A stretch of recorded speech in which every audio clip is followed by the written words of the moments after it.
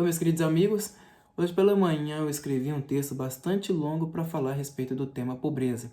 Logo em seguida eu decidi gravar um vídeo realizando a leitura deste mesmo texto e agora eu gostaria de gravar um segundo vídeo, um segundo material para mostrar outras das minhas opiniões, utilizando de uma linguagem um pouco mais informal, mais objetiva e direta e me estendendo um pouco mais.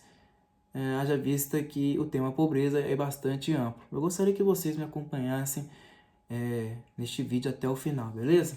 Vamos lá. Por que eu escolhi falar justamente a respeito deste tema, pobreza, sendo que tem temas muito mais variados para eu poder falar a respeito? Olha, se tem algo que chama bastante atenção do brasileiro, e eu acredito que vocês vão de concordar comigo, é o fator dinheiro. O fator dinheiro chama bastante a atenção do brasileiro médio, porque muitos acreditam, digo que a maioria acredita piamente, em que o fator econômico é o mais preocupante e alarmante do Brasil. Eu não acho que a economia seja o principal problema que a gente enfrenta hoje na nação. Eu acho que há problemas de ordem muitíssimo maiores, como por exemplo a segurança pública. Porque se você não tem segurança, nenhuma outra coisa pode ser resolvida ou pelo menos trabalhada. É ou não é verdade? A segurança pública tem números bem preocupantes no Brasil, né? É incrível como que o crime vem ganhando proporções dantescas com o passar dos anos e infelizmente nossas instituições deixam a desejar nisso daí. Mas ainda assim o brasileiro é convencido de que o dinheiro, pelo menos a falta dele, é o que mais o preocupa. Falar de pobreza muitas vezes me faz pensar no tema educação. E eu gostaria de explicar para vocês aqui o meu ponto de vista. Eu não acho que o governo seja o principal responsável pela pobreza que a gente enfrenta no Brasil, tá? Como assim, Lucas? Né? O governo é responsável pelo nosso dinheiro, ele que é responsável pela administração pública, né? Como que você não pode julgar essa culpa no governo? É claro que ele tem seu grau de culpa, mas eu acho que muitas vezes o coeficiente de pobreza, pelo menos no Brasil, ele é agravado pela educação da própria população. E vocês podem até estar confusos aí, pensando que também a educação é responsabilidade do governo. Mas não é. Eu acho que a educação, em primeiro lugar, é uma responsabilidade da sociedade e não dos nossos governantes. A partir do momento que a gente coloca essa responsabilidade na mão dos nossos políticos, a gente está dizendo que eles são gênios iluminados que podem aí muito bem definir qual a educação que essa população pode absorver. E isso jamais pode acontecer, porque os nossos políticos, eles advêm da massa, eles são civis assim como nós. E essa visão caricata que a gente tem deles, que é muito visível por sinal, de pessoas ineptas, incapazes, ela nada mais é do que o reflexo dessa mesma população também inepta e incapaz. É muito comum, muito conveniente, muito confortável para o brasileiro criticar a elite política dominante. Só que essa mesma elite recebeu a mesma educação que a nós é oferecida. Então não adianta a gente tecer críticas aos políticos, porque eles também são frutos desse mesmo sistema, dessa mesma cultura que nos esmaga dia após dia, tá? E como que a gente poderia mudar essa realidade? Bom, eu não tenho uma solução concreta, mas eu acredito que eu possa vir aqui mostrar as raízes desse problema. Sem sombra de dúvidas, um dos maiores problemas que a gente enfrenta no Brasil é a falta de educação dos outros. Se a sociedade tivesse um entendimento mais profundo de seus próprios erros e conseguisse se colocar como a principal culpada de diversos fatores, muita coisa na nossa realidade iria mudar. A realidade que a gente vive no Brasil, que é esmagadora. Eu acho que a sociedade precisa sim ser a responsável por criar a sua própria educação. Os métodos de educação podem ser variados. Eu acho que em cada região podem existir grupos, clubes, movimentos, entidades, né? Pessoas mesmo, conjuntos que podem aí formalizar diferentes tipos de educação.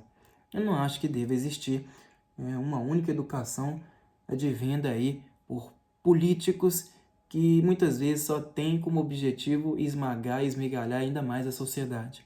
Eu acho que a educação deve partir, sim, né, das próprias pessoas. E será que eu poderia vir aqui apresentar pelo menos um exemplo, um modelo, para as pessoas terem mais ou menos uma ideia? Bom, olha, eu acredito que, por exemplo, que a educação artística, se você trabalhar aí os dotes artísticos de determinadas pessoas, já visto aqui no Brasil, muitas pessoas têm dons artísticos, sim. A educação artística, se ela fosse trabalhada para essas pessoas que possuem dons, seria algo muito mais rentável, muito mais vantajoso, muito mais benéfico do que você ensinar, instruir essas mesmas pessoas a obter a educação formal. Formar músicos, por exemplo, eu acho que é algo de grande valia e algo tão bom quanto oferecer a essas mesmas pessoas educação formal. Tá?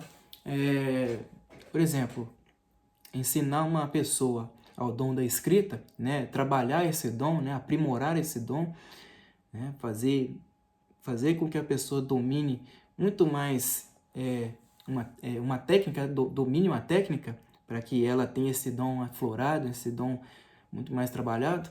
Eu acho que essa é uma coisa de grande valia, não só pela vida da pessoa, mas pelos rumos da nação, porque a nossa nação também carece de dons artísticos. O Brasil é um país, por exemplo, eu não sei se vocês vão concordar comigo, mas eu acredito que seja o país que mais assassinou gênios na história da humanidade, e assassinou talentos. Tá? Muitas pessoas aí, claro, ainda são gênios escondidos, mas que já não tem tanto tesão, já não tem tanta vontade, já não tem tanta energia para poderem abusar de seus talentos, porque passaram a maior parte da vida tendo seus talentos castrados. Eu acredito nisso. Eu mesmo, se eu tivesse que listar as pessoas que fazem parte do meu círculo social que tiveram seus talentos castrados, eu poderia listar aqui pelo menos umas 5 pessoas e dar o nome delas aqui em vídeo, tá? Que vem à minha memória nesse instante. Eu conheço muitas pessoas que tiveram seus talentos capados pela maior parte da população. Então, mas de onde que pode vir essa decisão?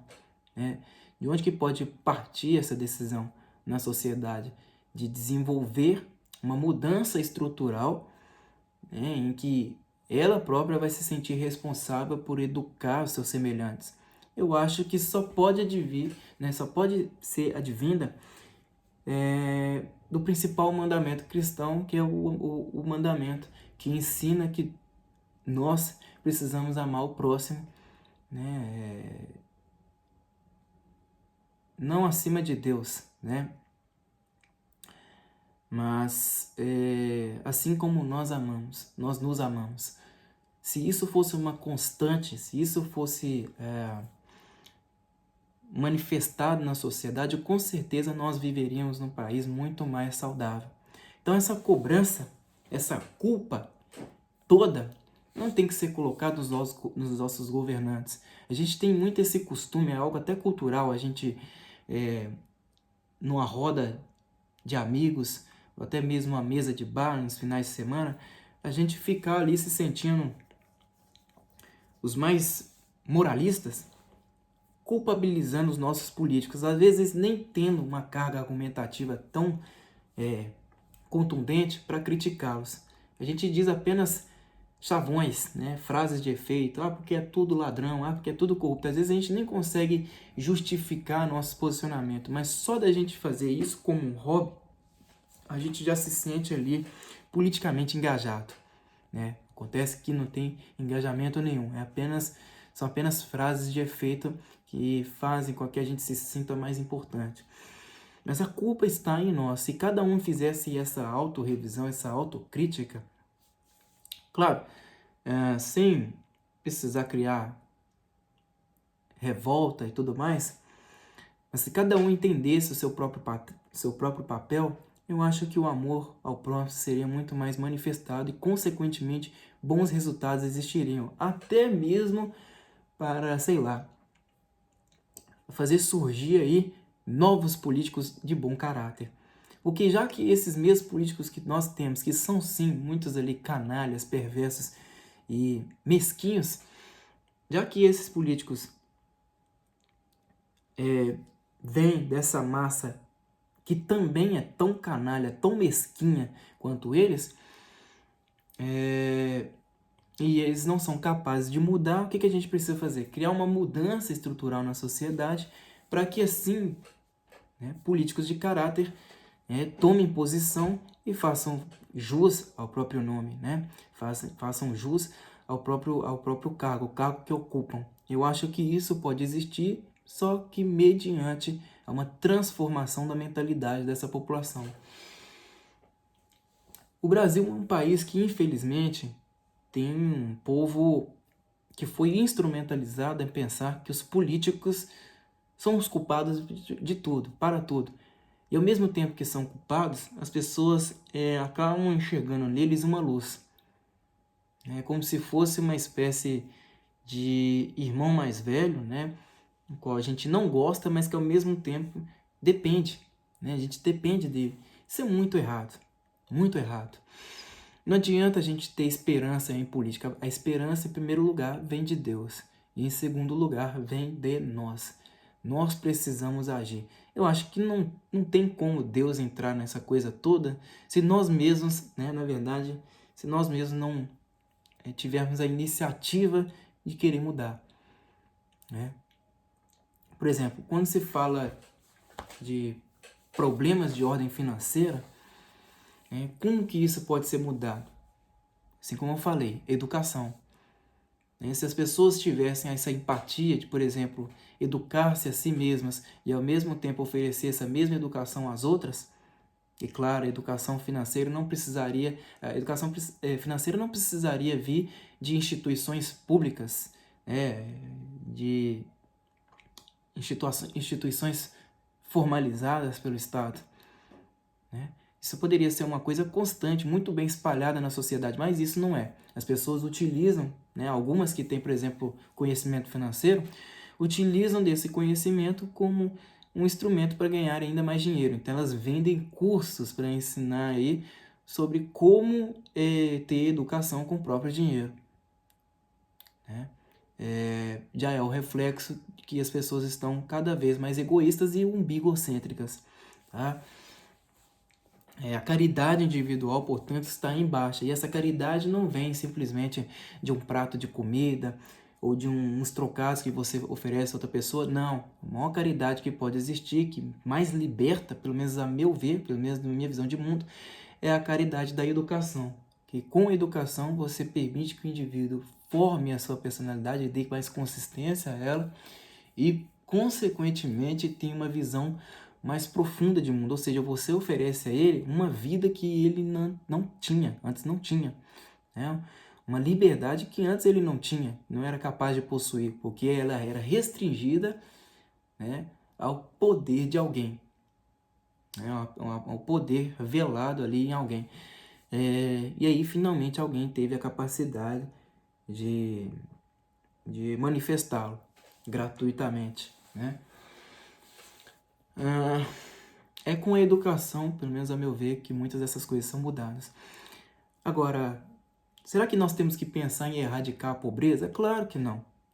Pobreza vai existir em qualquer outro lugar do mundo, só que ela não pode ser vista como, como se tivesse o mesmo coeficiente para todos os lugares, porque não é. O mesmo coeficiente de pobreza no Brasil não tem o mesmo coeficiente de pobreza, por exemplo, lá na Zâmbia.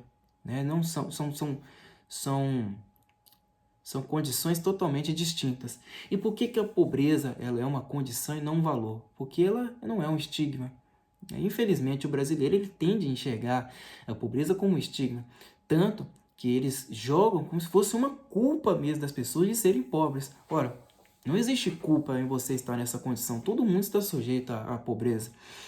Mas ela não pode ser vista como um valor em si, porque eu acredito que ninguém busca estar nessa condição. E muitas vezes as pessoas se encontram nessa condição não é por conta da falta de esforço próprio. Não, muitas vezes existe uma limitação, existe uma impossibilidade no meio do caminho que sim, pode ser parte, né, da culpa tanto dos governantes quanto da própria população, né? Eu acho que, por exemplo, a culpa da população nesse quesito é a inveja. A cultura brasileira é permeada pela inveja e muitas pessoas acabam não se ascendendo economicamente, socialmente, por conta desse impasse, né? desse bloqueio, né? Que é um bloqueio muito forte. Não é que é apenas desanimador, mas é uma coisa assim que impede a pessoa de continuar, né? Em todos os sentidos. E dos políticos, bom, poderia citar mil e um motivos aqui, por exemplo, as altas taxas tributárias, né? E também a grande burocracia imposta sobre a população.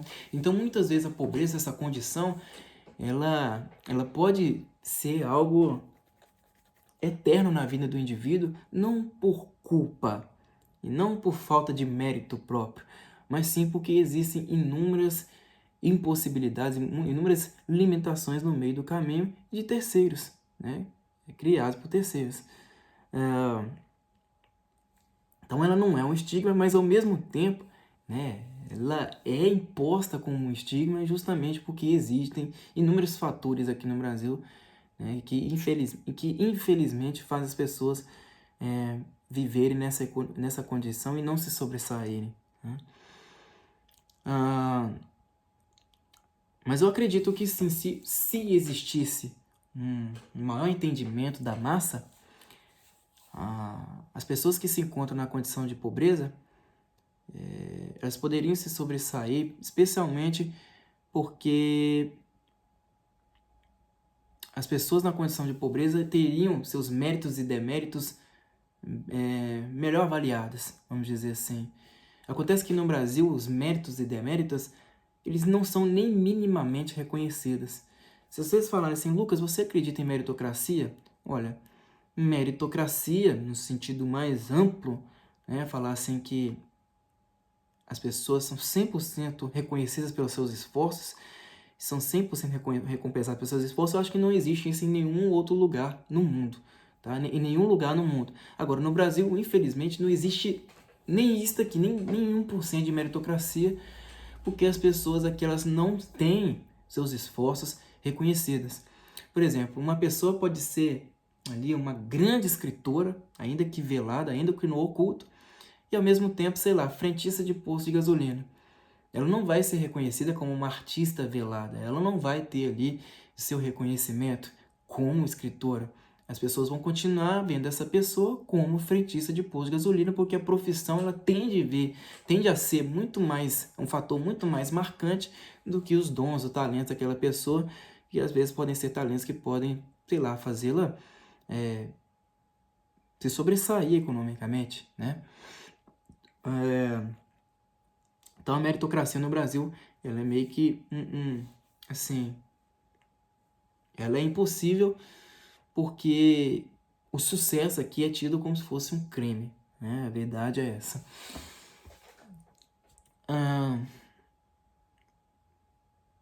Poxa, você então fala que não é um valor, então nós não podemos olhar a pobreza como uma virtude? A virtude não está na pobreza em si, mas sim nos esforços, nossos esforços diários, para a gente tentar se sobressair ou pelo menos escapar dela. Porque o que eu vejo é que todo ser humano teria que ter o direito de se esquivar dessa condição, o que não é uma verdade no Brasil. Pelo que eu vejo no Brasil, as pessoas que saem da pobreza muitas vezes, claro que se esforçam para tal, mas muitas vezes saem da pobreza migrando para cargos públicos. Dificilmente você vê uma pessoa saindo da pobreza entrando no meio empresarial. Até porque para você conseguir montar uma empresa, né, ou empreender, por exemplo, você já precisa ter uma mentalidade muito forte, tá? Forjada ali na força mesmo, para conseguir superar diversos obstáculos que, assim como eu falei, né, estão relacionados à inveja, às imposições burocráticas aí do governo, etc, etc, que são muito fortes e às vezes acabam desanimando mesmo, tá? Mas ainda assim o que eu posso dizer é que o que existe no Brasil é pessoas se ascendendo economicamente, mas muitas vezes, pelo menos a maioria das vezes, utilizando de meios que elas acham que são muito mais favoráveis e inteligentes, que é, por exemplo, migrar para a área pública. Mas será que migrar para a área pública pode ser o melhor dos fatores, o melhor das saídas? Eu acho que não, tá? Ah, mas tem a segurança do salário. Pois bem, isso é uma verdade muito grande. Mas será que o meio público, por exemplo, será que escolher entrar no meio público deveria ser a principal das saídas? Eu acho que se uma população, pelo menos uma grande parte da população, vê esse meio como a única saída, ou pelo menos a principal, é porque essa população já está doente de perspectiva, tá? Achar que, por exemplo, o setor público, a área pública é o que mais pode trazer vantagem, eu acho que essa população já está mais do que doente de perspectivas. Ela deveria olhar, por exemplo, talentos estão escassos, por exemplo, no Brasil, e que esses talentos podem fazer surgir aí outros talentos, como consequência, como frutos desse trabalho, tá? Uma coisa de ordem multiplicativa. Mas infelizmente no Brasil, né, o mais fácil tem que ser o mais aproveitado. É o famoso jeitinho, é o famoso vai que dá certo, né? E dá muito certo. Muitas pessoas estão na área pública e jamais abririam mão de seus cargos por qualquer coisa que seja, tá? Até porque o sentimento de renúncia aqui é quase que inexistente. Pois bem, então a virtude, ela se encontra nos esforços diários, mas infelizmente o que acontece? Muitas vezes, né, não está na pobreza, mas sim nos esforços diários. Mas muitas vezes esses esforços não são reconhecidos e as pessoas acabam entrando numa frustração tão grande, que ela pode acabar culminando no quê? Num conformismo. Então elas se conformam na situação na qual estão. E aí, qual que é o resultado desse conformismo? O governo, ele aproveita desse sentimento, né, de conformidade da população, né, qual que é a palavra certa? De resignação, que faz dessa frustração um bom instrumento para eles glamorizarem. Então glamorizam a desgraça, a miséria, a falta de perspectiva deste mesmo povo. Por que, por exemplo, a esquerda utiliza muito a pobreza como uma máquina de voto, uma máquina eleitoral? Porque sabe que ali, né, é onde tem o maior número de pessoas que às vezes tem esperança, às vezes não, né? Mas a maioria vamos dizer, se sente contente, né, pelas migalhas que o governo oferece. Infelizmente, a maior parte da população, né, da parcela, né, a maior parcela da massa que é inculta se encontra na pobreza mesmo, né? Essa é uma realidade. E por ser inculta, não tem muito ali entendimento de como é que funciona o poder político, o jogo político, né? Mas os políticos utilizam essa ignorância como um meio de manobrar essa população, de manipular essa população. E como sabe que esse povo geralmente aceita migalha, aceita ali, né, os trocados que os políticos dão, eles acabam utilizando esse mesmo povo como instrumento para ganhar voto, né? E é por isso que eles não têm como interesse fazer com que essa massa se sobressaia economicamente. Então prefere manter todo mundo assim nessa realidade, tá? Nessa condição.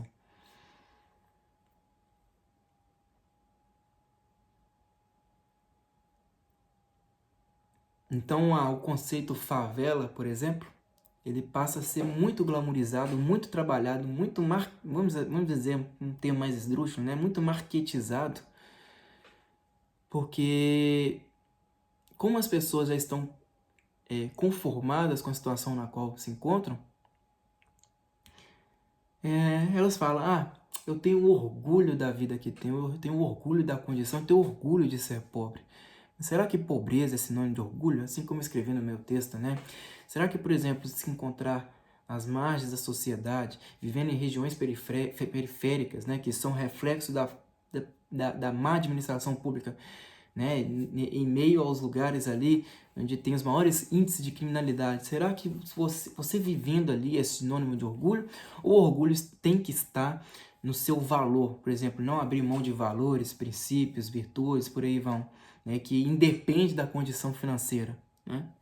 Então não existe orgulho em ser pobre, até porque eu tenho certeza absoluta que muitos, se tivessem a oportunidade de saírem nessa condição, fariam isso, né, sem pensar duas vezes. É verdade, não é verdade? Eu acho que ninguém escolhe ser pobre. Uma vez eu vi o professor Olavo de Carvalho falando, Jesus Cristo era pobre, né? Se vocês analisarem a história da sociedade, né, da civilização, ela é estruturalmente baseada na pobreza. Olha, eu não acho que Jesus tenha vindo como uma pessoa pobre para ensinar que todo mundo deveria ser pobre, tá? Por exemplo, há grandes exemplos bíblicos de pessoas que se prosperaram financeiramente e ainda assim andaram nos caminhos de Deus. Eu acho que Jesus veio uma pessoa pobre para ensinar que ele superou todos os obstáculos, né, que um ser humano poderia enfrentar na vida. Tá? Tanto que ele foi o que mais passou, que mais superou, e que se ele não tivesse passado por isso, ele não seria uma autoridade ao dizer, né, que a gente precisa resistir ao mundo porque ele próprio foi odiado e ele próprio foi capaz de resistir, né?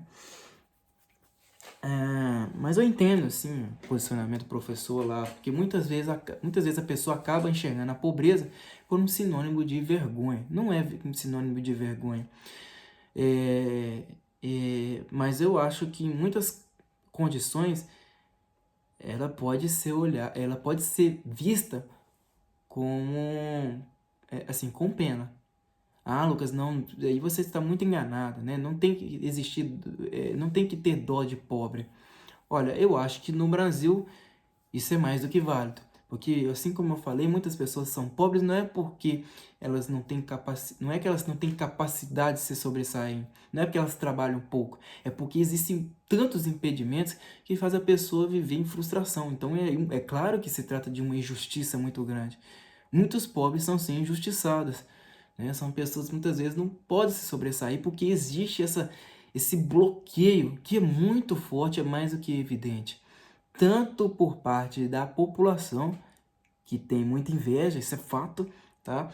Quanto do próprio governo. Então existem muitos culpados no meio dessa história toda aí, tá? Muitos motivos dessa culpa aí. Então a virtude, ela tem que partir, né? Assim, as pessoas têm que pensar nas virtudes, não da pobreza em si, mas dos valores que elas próprias cultivam, independentemente da condição financeira na qual se encontram, tá?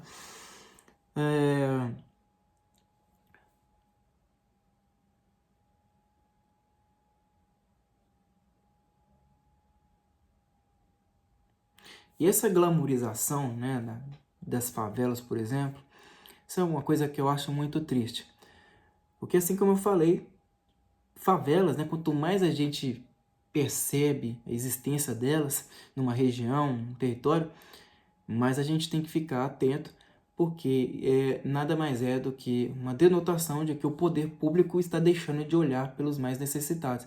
E eu acredito que na hierarquia, né, dos mais afortunados aos menos afortunados, eu acho que quanto menos afortunada uma pessoa é, mais ela precisa ser amada e respeitada, Mas acontece que no Brasil é o contrário. Por exemplo, o presidente da República, o nosso presidente agora, além de ser a pessoa mais burguesa da nação, é o mais poupado, né? E o mais coitado que existe. Muitos olham ele como alguém digno de dó. Eu não sei se uma pessoa como essa merece ser olhada com dó, porque ela própria não tem sequer isso aqui de remorso que acontece, por exemplo, com os mais de 50 mil brasileiros que são assassinados por ano. E essa é uma realidade que nós vivemos desde do advento do governo do PT. Tá? Depois do referendo das armas, etc, etc. Né?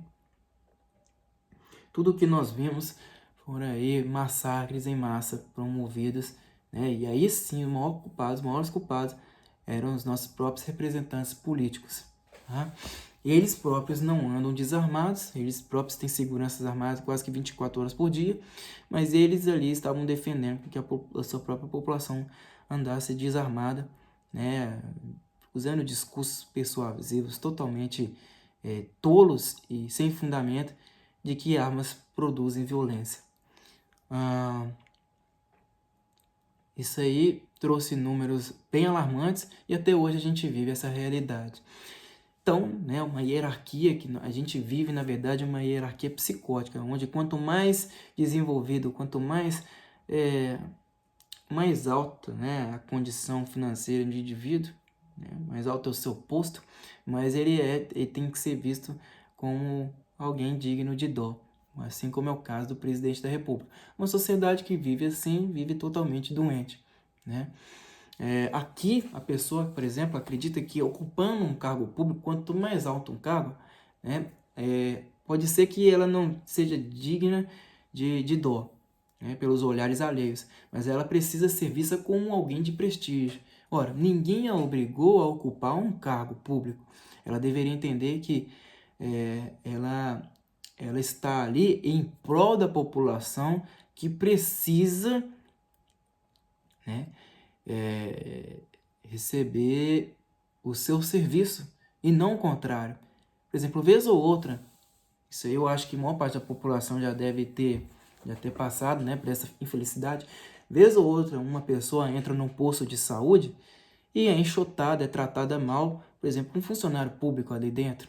Porque o funcionário público, ele entende que ele, na verdade, ele é o mais gostosão, o mais prestigiado por estar numa posição ali, num cargo público. Só que é o contrário, né? Ele deveria respeitar as pessoas, respeitar os demais, porque ele está prestando um serviço no qual assim, ninguém o delegou, ninguém o obrigou a estar ali. Ele quis assumir essa posição, então ele tem que fazer jus ao nome. No Brasil, é o contrário, né? A pessoa entra no cargo público e se acha gostosona, né? Acha ali que todo mundo tem que respeitá-lo e tem que prestigiar.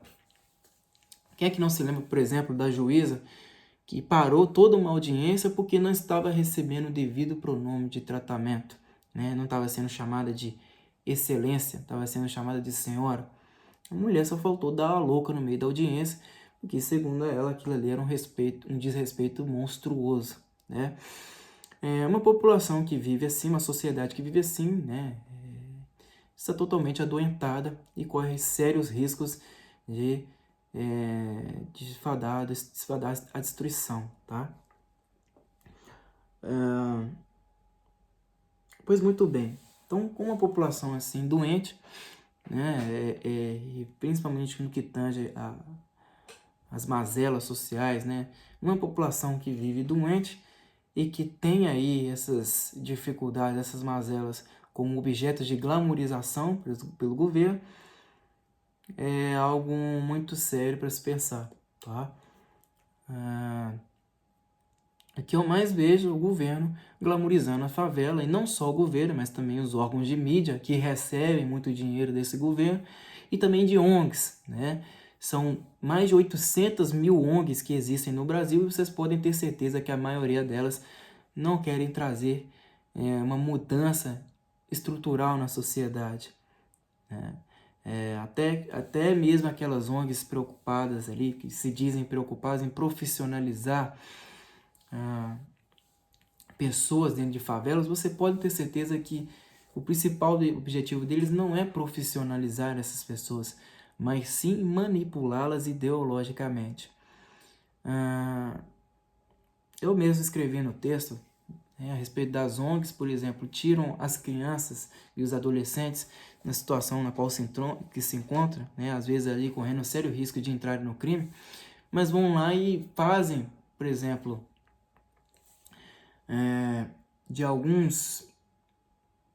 utilizam de alguns atributos, sei lá, artísticos dessas mesmas pessoas, dessas mesmas crianças e adolescentes, como, vamos dizer,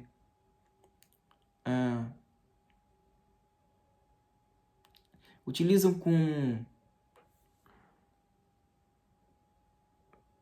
esses atributos e fazem com que essas crianças e adolescentes se tornem marginais profissionalizados. Acho que é essa a expressão correta. Se tornem marginais profissionalizados. Então, por exemplo, antes a pessoa, a criança, o adolescente ali era pichador, falou, não, vou virar grafiteiro, tá? Então vou fazer dessa minha condição uma profissão. Antes eu era do crime, mas agora eu vou aprender o hip hop. Então eu vou entrar na contracultura, eu vou fazer letras aí contra a sociedade, contra o governo. Então eu vou virar um revoltado, né? Um revolucionário, mas um revolucionário, profissionalizado. Tá? Então eu vou receber por isso. Né? Antes eu era, sei lá, pode ser outra coisa. Olha, tem várias coisas, tá? Enfim, essas ONGs, muitas vezes, elas pegam essas crianças, essas pessoas, essas pessoas que vivem às margens da sociedade e as profissionalizam, mas vocês podem ver, a maioria para movimentos de contracultura, mas se tornam marginais profissionalizados. E essas mesmas ONGs, vocês podem ter certeza também que elas não estão ali em prol do bem comum. Elas todas seguem uma agenda internacional muito forte. Por exemplo, grande parte das ONGs brasileiras, isso aí não é uma novidade, não é uma cereja do bolo para ninguém, grande parte dessas ONGs recebem dinheiro de comunidades internacionais, de grandes fundações que têm uma agenda, por exemplo, de fazer com que as pessoas estejam ali, continuem às margens da sociedade e que sejam, na verdade, os novos agentes da revolução, bem aos moldes do que ensinava Antônio Gramsci, né, a escola de Frankfurt, né, com o que hoje é conhecido como marxismo cultural, que não é uma expressão tão certa assim, até porque algumas ideias de Marx foram sim transformadas, né, não digo que eles acabaram com o prestígio de Marx, né, mas eles fizeram uma mudança ali em algumas coisas que Marx propôs, Marx escreveu, e fortaleceram, vamos dizer assim, Marx para uma espécie de comunismo moderno, tá? Então ficou um comunismo mais modernizado, vamos dizer assim. Então esses marginais, eles viram os novos agentes da revolução, e é isso que eles querem fazer, né? O lumpenproletariado tomando conta de tudo. Então essas organizações, essas famílias que injetam muito dinheiro no Brasil, Fundação Ford, os Rockefellers, George Soros, por aí vão, né? São muitas e muitas instituições aí. Eles fazem isso sempre em prol do quê? Da glamorização da desgraça e ao mesmo tempo promover sim até mesmo um banho de sangue. Né? Grande parte das pessoas que saem dessas ONGs, por exemplo, saem totalmente moldadas com pensamento de esquerda. Então, há muitos dos jovens, né, que saem ali do mundo do crime e entram nessas ONGs e se tornam profissionais, vão participar de movimentos em prol, por exemplo, da legalização das drogas, em prol da legalização do aborto, da ideologia de gênero, do feminismo, por aí vão, que são todos movimentos financiados por essas mesmas instituições, essas mesmas organizações internacionais que financiam essas mesmas ONGs que foram responsáveis por profissionalizar esses jovens, essas crianças e adolescentes. Então é tudo um ciclo, mas um ciclo que possui os mesmos protagonistas responsáveis por criar esse teatro todo. Um teatro muito sangrento, muito perverso e muito canalha. E é muito triste a gente viver uma realidade assim. Então esses globalistas, unidos aí aos comunistas que têm uma agenda por trás, unidos até mesmo aquelas pessoas sádicas, porque tem pessoas que aproveitam o embalo, aproveitam o ensejo desses globalistas que estão injetando muito dinheiro, vão lá também e injetam muito dinheiro porque tem prazer por banho de sangue, existem essas pessoas sim no mundo. Todas essas pessoas, esses caras que agem por trás das cortinas, né, que estão ali movimentando a sociedade, especuladores, por aí vão. E esses sim são os verdadeiros culpados de tudo, tá? Por toda essa transformação. E é por isso que fica chato, né, eu vir aqui falar, olha, a culpa é da massa, a culpa é da sociedade. Por que culpa, entre aspas? Por que ela deveria sentir essa culpa? Porque dá pra gente frear, de fato, o que os globalistas fazem. Dá pra gente frear, ter todos esses, não vou falar donos do mundo, mas os barões do poder conseguem controlar. Dá pra gente botar um freio nisso tudo. E como que a gente faz? Por meio da caridade. Quando Jesus fala, né, que o amor próximo tem que ser manifestado na sociedade, é porque ele é o remédio para tudo. Vocês podem acreditar que esse é o principal mandamento. Ele é o remédio para tudo. Ele educa, né? Ele tira da miséria, não só a miséria econômica, a miséria financeira, mas a miséria espiritual. Né? Ele permite a pessoa encontrar a própria liberdade. Né? A liberdade não é simplesmente você estar longe das grades, longe do sistema carcerário, até porque tem muito mais pessoas presas aqui fora do que lá dentro. Né? O amor próximo, ele quebra correntes. Né? Ele rebenta esses elos. Né? E podem ter certeza que o comunismo ele só é muito forte hoje, assim como Martin Luther King disse, porque o mundo está deixando de ser suficientemente cristão.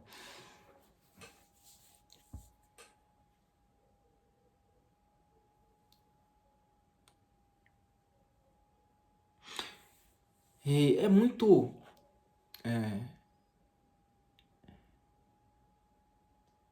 sério, especialmente quando a gente pensa assim, que quem é que coordena essas ONGs? Quem está lá dentro?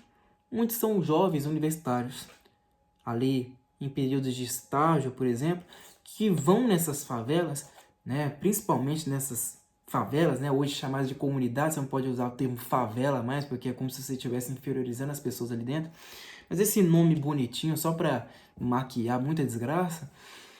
O que acontece? Muitos desses jovens universitários vão nessas ONGs e acabam virando políticos depois, como é o caso da Marielle Franco, né, socióloga e tudo mais, né, eles têm seus trabalhos ali dentro, né, acabam tendo uma grande atuação dentro dessas ONGs, acabam ganhando uma certa fama local, né, por conta do trabalho que desempenham ali, né, acabam virando amigos, né, colegas das pessoas daquela comunidade e aproveitam essa fama como uma moeda, né, para conseguirem aí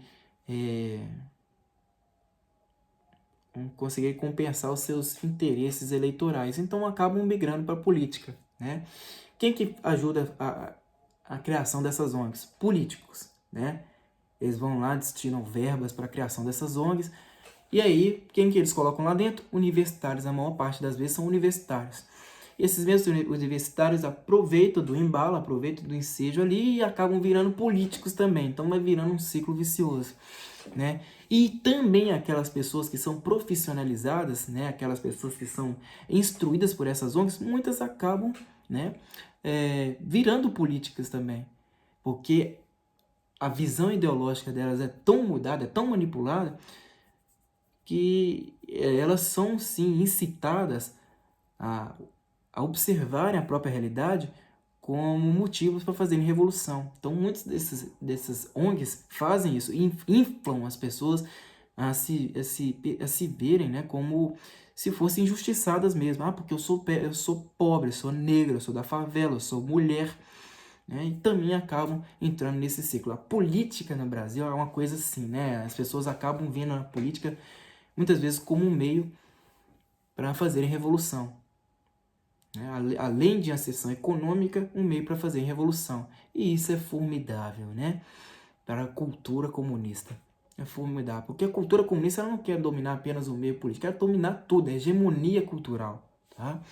A política, óbvio que está envolvida, muito participante ali na tal da contracultura. A política está muito forte nisso. Muito envolvida, né? A palavra certa é assim, muito envolvida.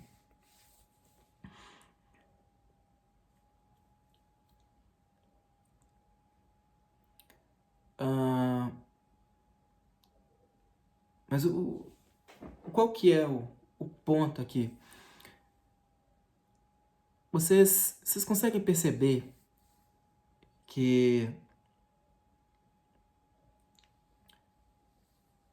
o Brasil não vai caminhar enquanto as pessoas continuarem depositando toda a sua confiança nos políticos? Não vai caminhar. Essa responsabilidade ela tem que partir sim da população. E como? Educando-se a si própria, lendo mais livros, absorvendo conteúdos de qualidade e sempre fazendo uma autocrítica, mas uma autocrítica agarrada na razão. Se isso não existir na população brasileira, as coisas não são capazes de mudar. Eu acredito, por exemplo, que esse sentimento vil de inveja, né, de impossibilitar que o outro cresça, tudo, eu acho que tudo isso pode sim ser mudado, né? Eu como cristão, eu tenho essa ideia. A longo prazo, mas pode ser mudado. Mesmo que seja a longo prazo, tem que ter um início. Demorado ou não, já estamos mais do que atrasados, mas tem que existir um início para isso. E uma população que vive esperando que políticos sejam os principais protagonistas de uma mudança, uma possível mudança estrutural na sociedade, é uma população doente. E nós somos mais do que convencidos disso. Eu, pelo menos, já estou longe dessa realidade. Eu não acredito nos meus políticos mais. Mas e a maior parte da população? Como é que você faz para mudar essa mentalidade? É aí que o cristianismo entra. É aí que nós precisamos compreender que o cristianismo ele não está restringido ao papel da religião. Não pode, jamais. O cristianismo ele tem que estar manifestado o tempo inteiro na sociedade, mas como algo forte, muito forte, sem buscar nada em troca. É isso, eu acho que a principal coisa pela qual o cristianismo preza é isso, é fazer o amor sem buscar quem, sem buscar algo em troca, é simplesmente deixar manifestar o amor. Isso está muito baixo na sociedade. A caridade individual, por exemplo, por que ela está inexistente? Não é só por conta das campanhas políticas que são feitas aí pelo governo. Ah, não dê dinheiro pro mendigo, porque ele vai usar em droga. Ah, não ajude um lascado, porque muitas vezes a gente precisa saber o porquê que ele está lascado. Geralmente está lascado porque ele é um malfeitor, etc, etc. Muitas vezes os políticos vêm com essas campanhas e a gente é convencido delas, né? Mas por que a gente é convencido dela? Se a gente já tem toda uma base cristã sólida para nos ensinar do contrário. Não é isso? Então nós estamos sendo enganados porque nós não estamos sendo suficientemente cristãos. Isso é uma verdade para lá, assim, de incontestável. Não tem como você contestar essa verdade. Né? Então é isso que eu tinha que falar a respeito da pobreza.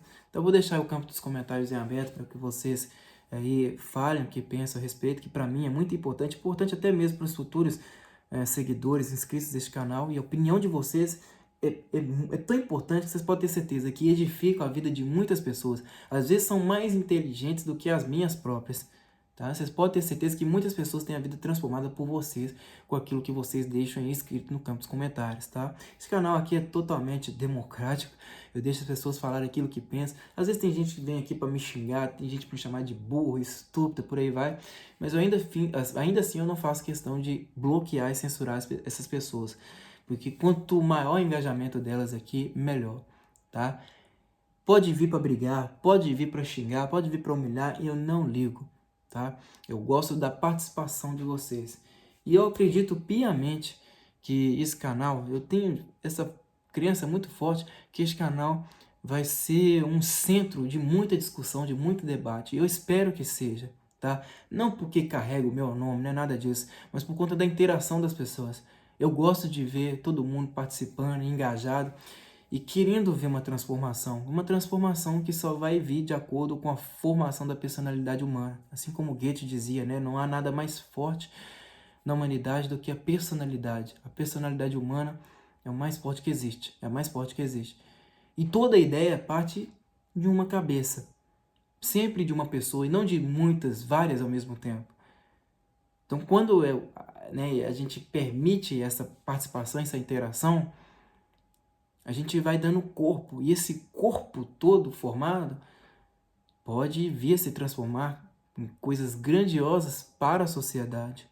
Às vezes pode vir sim de um canal de YouTube como o meu, assim como o meu, por que não, né? Pois muito bem, pessoal, espero que vocês tenham gostado do meu vídeo até aqui. Deixem a opinião de vocês, como eu falei, muito importante também. É isso aí, até a próxima e falou!